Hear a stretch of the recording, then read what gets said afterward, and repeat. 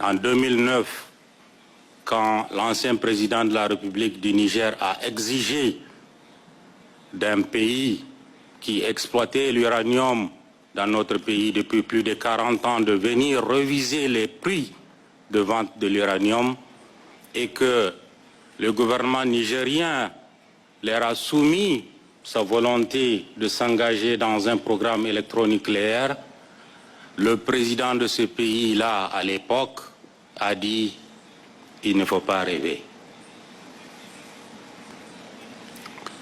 Excellence, Monsieur le Président, vous souriez, je suis sûr que vous avez compris de qui il s'agit.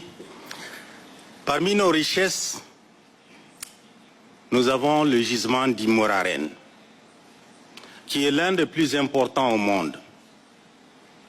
Nous espérons le mettre en exploitation avec la coopération de la Fédération de Russie. Monsieur le Président, c'est une offre de la République du Niger pour Rosatom.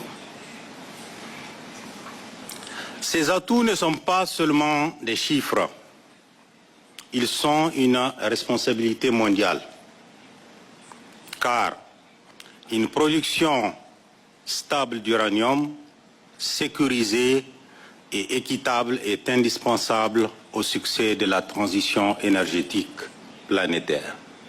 Je pense qu'il y a beaucoup à prospecter et beaucoup à découvrir dans nos pays, puisque aujourd'hui, les réserves connues d'uranium au Niger sont estimées à 500 000 tonnes d'uranium métal. Ces réserves ont été découvertes sur moins de 20% de la connaissance de notre sous-sol. Conscient que l'énergie est le moteur du développement, le Niger a inscrit donc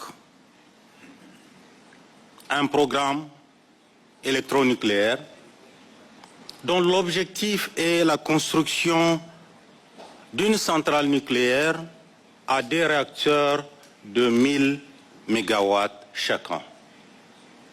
Et là également, je m'adresse au président de Rosatom, c'est une proposition pour vous. Nous sommes disposés à mener ce projet-là avec vous sous la supervision de l'AIEA qui est ici présente et dont le directeur général a été reçu au Niger. Oui, nous sommes ambitieux, mais ceci, c'est pour nous et pour notre continent. Tout à l'heure, Excellence, Monsieur le Président, j'étais dans un panel où une carte a été présentée avec les différents projets de centrales nucléaires plutôt. Excellence, il y avait juste une seule centrale en projet, en construction sur le continent africain et c'est celle de nos amis égyptiens. Et quand on fait le point actuellement, il n'y a qu'une seule centrale construite sur le continent africain, c'est celle qui est en Afrique du Sud, si je ne me trompe. Donc, si nous nous engageons dans quelque chose de grand, ce n'est pas pour nous seuls. Comme la Fédération de Russie s'est partagée, Monsieur le Président Loukachenko, nous-mêmes nous voulons partager avec tout le continent africain ce dont la nature nous a dotés. Notre coopération avec la Fédération de Russie illustre cette ambition. Elle s'effondre donc sur le transfert des compétences, la formation de nos experts et l'exploration de toutes les applications pacifiques de l'atome, Monsieur le DG de l'AIEA, l'amélioration des cultures agricoles et réduction des pertes post-récolte, la lutte biologique contre les insectes nuisibles, la gestion durable de l'eau et des sols, le renforcement des plateaux techniques pour la prise en charge de certaines maladies, la réhabilitation des sites miniers, et vous en avez visité un qui a été abandonné par l'ancien opérateur sans demander son reste.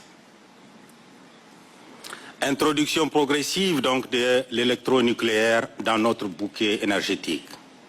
En d'autres termes, quand l'atome éclaire une partie du monde, il ne doit pas laisser une autre dans l'obscurité.